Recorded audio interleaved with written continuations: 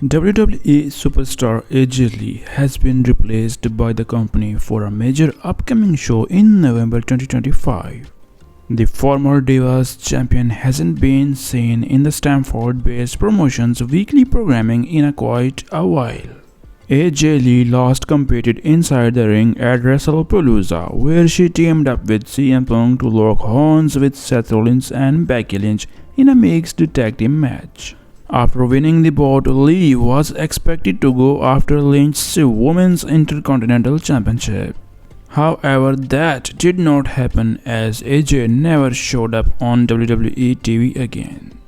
There have been multiple rumors of the legend possibly returning ahead of Survivor Series to set up the Women's War Games match, but nothing has been confirmed yet.